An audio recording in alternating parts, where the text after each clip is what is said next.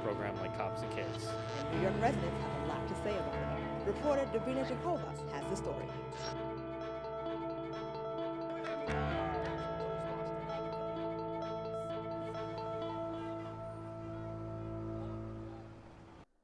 Hello and welcome to the CUNY News Update. I'm Eduardo Salazar Uribe. And I'm Shukriya Bayan. Over the next half hour, we will bring you 8 stories from around New York City. First up, Eduardo takes you to an inspiring project uptown. Thank you, Shukriya. You're right. I visited the Bronx, where 1 in 5 residents faces food insecurity, double the average of the rest of the city. Here, more from my visit. Grassroots Grocery is now a model for how food insecurity and food waste may be addressed even beyond New York's borders. By joining forces with private entities and community leaders, the nonprofit in recent months has distributed more than 550,000 pounds of food. His director, Daniel Sauderer, tells us why they choose Mud Haven. Mott Haven is right across 2 different bridges right into the Upper East Side of Manhattan, which is one of the wealthiest communities in the entire world. But Mott Haven is the poorest congressional district in the United States. Sauderer, a former teacher who launched Mud Haven Fridge during the pandemic when he spotted one of his students in a grandmother routing through trash for food, explained that neighborhood non-profits like Gotham Food Pantry, churches, and community centers has provided the manpower to hand out food provided by Grassroots Grocery to the neighbors in need, with no questions, no documentation needed. I got into this because I was a middle school teacher in the South Bronx in a neighborhood where many of the families were dealing with food insecurity, and I learned that by working with my students and their families. And so when I found out that they were struggling to get access to healthy food, I wanted to make sure that I wanted to do what I could to help them get that. Grassroots Grocery has dozens of volunteers. One of them is Sonia Taylor, a 65 years old woman who has spent her entire life in the Bronx. Taylor ran to be a Democratic leader in the Bronx and lost, but still serves as a community leader, is now serving at the Second Fridge on Brook Avenue, where she manages donations. The only time reason why I'm here is because we want somebody here when the food is delivered. Okay. The reason why I'm here and I stay to make sure I give out a good portion, because I know a lot of people come and they just take everything. You know, some people have their hoarders mentality. So I stay to make sure at least a lot of people be able to get something, you know, so to be fair. But other than that, and people come and put food in and out. Okay. Hunger doesn't end at the Bronx border. Food insecurity is a global epidemic. The United Nations estimates in a recent report that around 900 million people are affected. 34 million people of them live in the United States. Since the government efforts are not enough, people like Daniel Sauderer and Sonia Taylor think it's necessary everyone help to fight against hunger. What they call neighbors helping neighbors.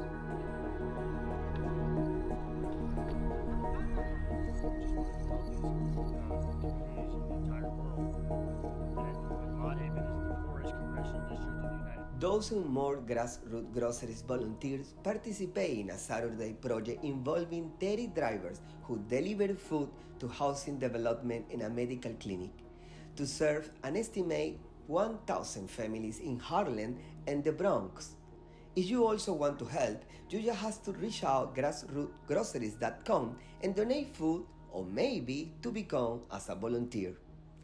Eduardo Salazar, South Bronx, New York.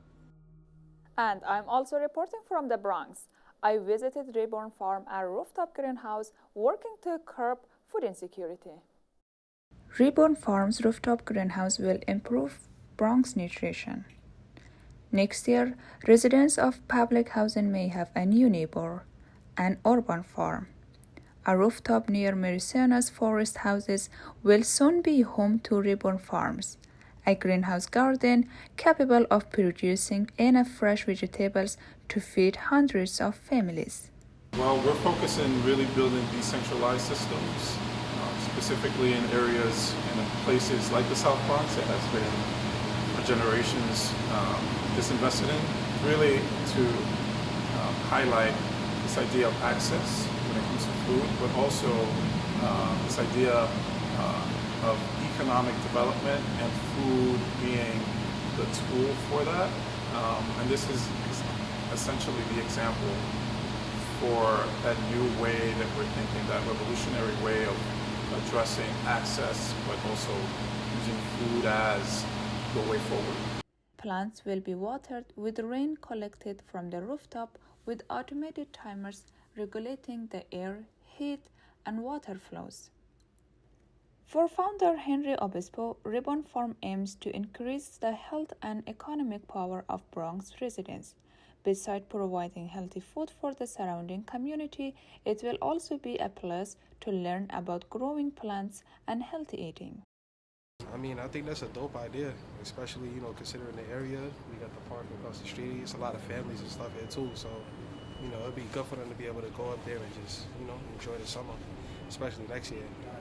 If you're growing food up there, that'll be interesting because they have a little spot around the corner from here that actually does that as well. So, it's cool that they're bringing it over here too.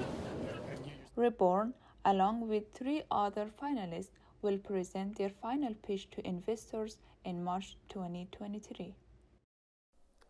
And now for a story affecting families across the city. Some 22,000 Venezuelan migrants has come to New York in recent years, fleeing persecution and poverty, a consequence of the government of Nicolás Maduro. Our reporter James Van Bremer has a story of one Venezuelan immigrant who made his way here years ago. Meet 21-year-old Frank Gonzalez, a Venezuelan immigrant living in Astoria, Queens. Gonzalez moved to Spain with his family at 5 years old. He lived in Spain until 14 when his family decided to come to the United States. Transition was, I would say, challenging. Not really the language barrier part, more so of the adjusting part of things, just because, I'm just this kid from Venezuela, especially the part where I was living on, where you don't see a lot of outsiders, a lot of foreigners living there. So I felt a little bit different coming in there at first. Gonzalez's journey is unlike many other immigrants who seek a new life. Gonzalez doesn't compare his experience to those fleeing poverty today, but it's bringing back memories. Despite the many years separating Gonzalez and Venezuela, he remembers one thing, something he still loves today, playing soccer. I used to play soccer every day, waking up like at 4 or 5 a.m., like usually on the weekdays before I used to go to school at 8 a.m., and I would just practice in the backyard. My neighbors used to yell at me. So that was basically the best memory I got from there. While his family avoided the current political and economic scourge of his home country, Gonzalez said Venezuelan immigrants and migrants alike should feel pride in this difficult moment. Downtown Manhattan has seen a series of protests over the conditions of Rikers Island jail. So far this year, 18 inmates have died, but none of them had been convicted of a crime. Alex Crowley investigates. 18 people have died this year while being detained on Rikers Island. Last month, parents, friends, and survivors of Rikers protested outside City Hall for 18 hours, 1 hour for each death. And there's times when you think you're not going to make it out of there, and you start telling, yo, man, if something happens to me, here's my girl's address, write her, let her know. Lizandra Kadu's son, Stefan, died in custody on September 22, 2021. I know that when my son got sick in September, my son laid on the floor for an hour and 40 minutes with no care. When they got my son to an elevator, the elevator didn't work. They picked him up and carried him down the steps. This photograph shows people detained at Rikers seeking medical help for an unconscious person, with no officers present. Staff absenteeism at the jail is an ongoing problem. The most important thing is to save lives right now, and that means reducing the number of people in DOC custody. We know that Rikers cannot be fixed, and they must be closed, and the plan to close it should be expedited. Prioritize reducing the number of people in DOC custody, investments in those historically under-resourced communities to reduce incarceration, close the pipelines to incarceration, like supportive housing and affordable housing overall, treatment, youth services, etc. The Correctional Officers Union has unlimited sick leave. Staff absenteeism is up to 12%, while violence at the jail increases daily. You gotta be kidding me. These people are not going to work. They're not doing their job. They're not being held accountable. No one is, they don't care. But they can back up every last death by saying, oh, it was a suicide. He had a mental issue. Oh, it was a drug overdose. Oh, it was this. But now for 2 years, no one was able to go and visit their loved ones. No. Your human rights are under attack. What do we do? Your human rights are under attack. For New York City News Service, I'm Alex Krales. And next, we travel to Brooklyn, where Francisco Uranga spoke with a family that was evicted from the home they lived in for 26 years. Here's their story. Annette Sanderson and her husband Thomas bought the house in 1996, sometime after moving from Trinidad and Tobago to New York. They believed they had found a place in Brooklyn where they could raise a family, and so it was for 26 years, until last October 18. What happened that day? What a traumatic experience it was. I got a call from my sister-in-law. Annette, where are you? Come here now. On my return home, I saw a few, well, maybe 3 or 4, maybe even 5 police cars, within close proximity to the property. The police were there to evict the Sandersons. The family was stunned. The house was sold at auction in 2019, but claims they didn't authorize the sale. They say they were victims of fraud, and that triggered a foreclosure for a debt they didn't owe.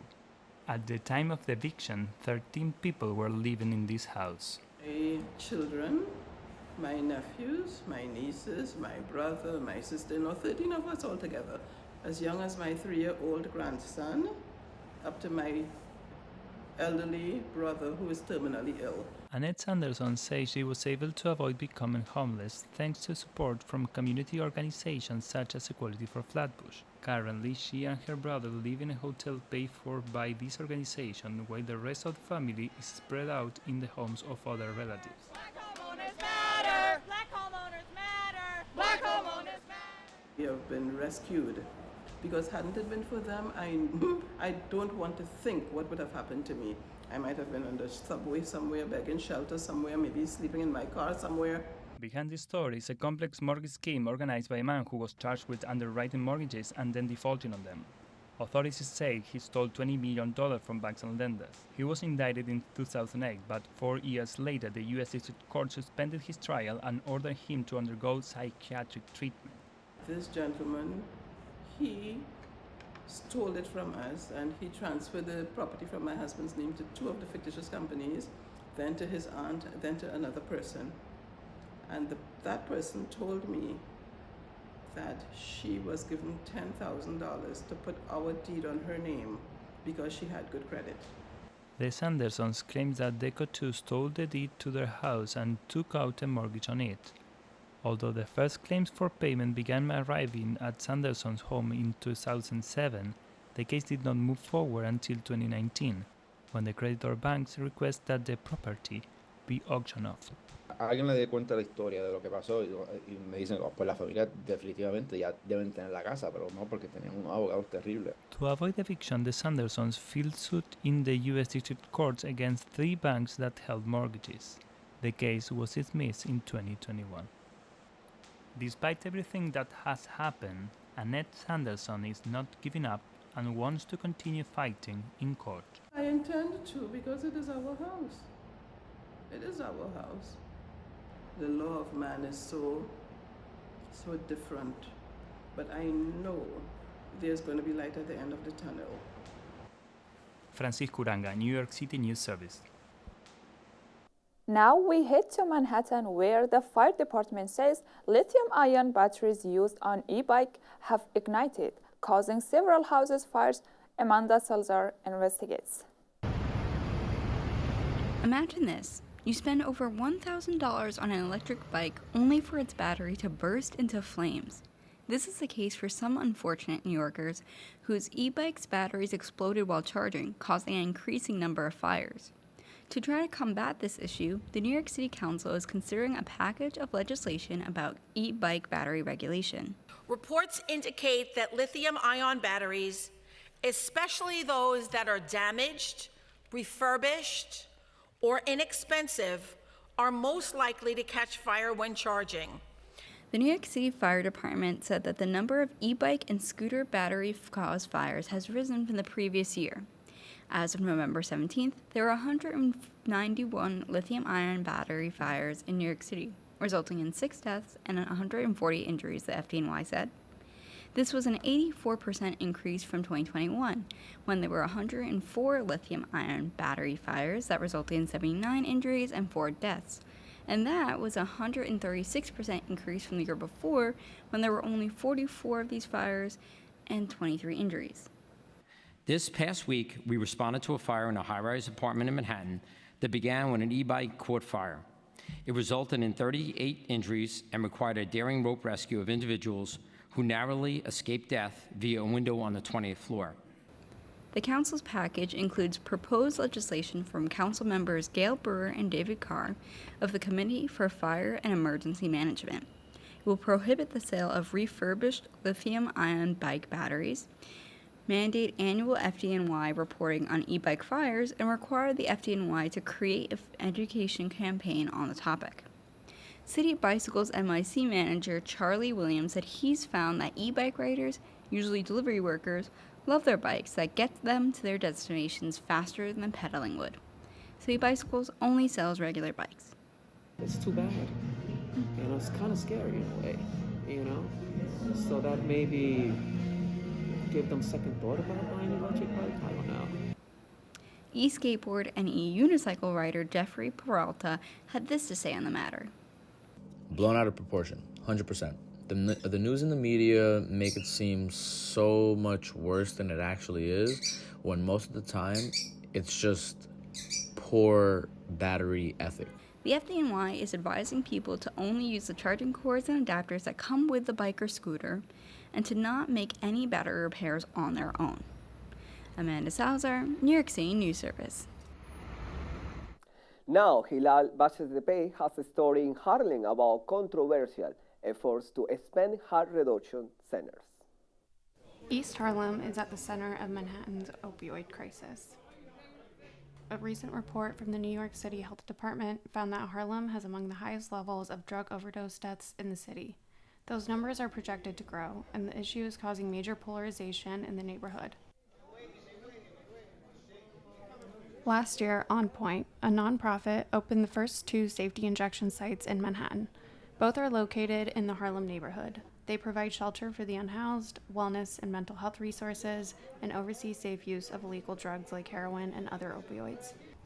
Because these substances are federally illegal, overdose prevention centers receive little public and government funding, despite its authorization to operate in New York City. To change that, state lawmakers like Cordell Clear and Gustavo Rivera want to expand the sites throughout the city, but some are calling for a shutdown of all of them. Some social media channels, like Harlem Families United, are run by neighborhood watch efforts which criticize the oversaturation of drug treatment facilities in Harlem.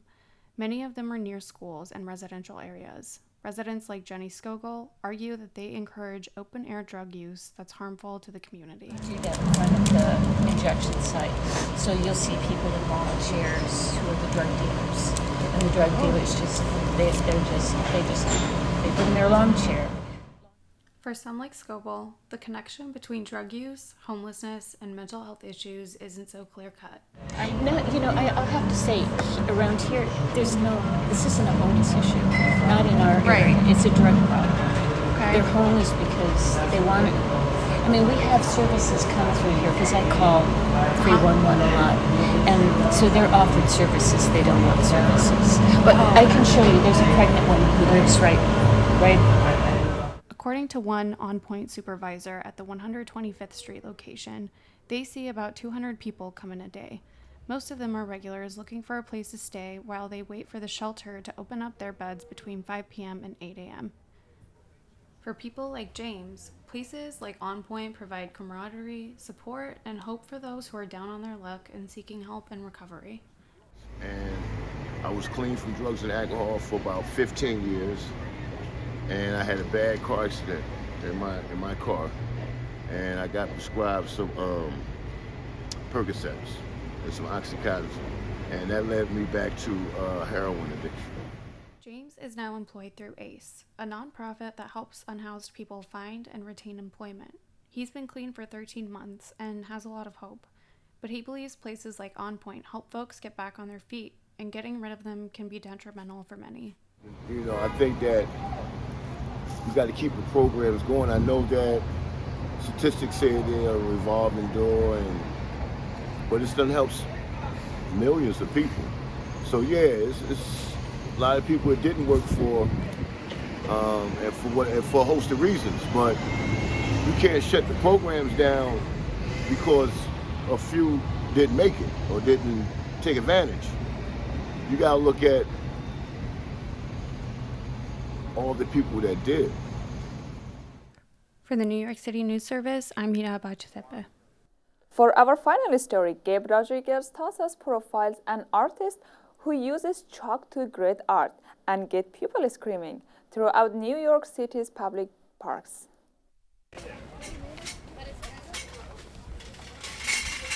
My name is Felix Morello. All right.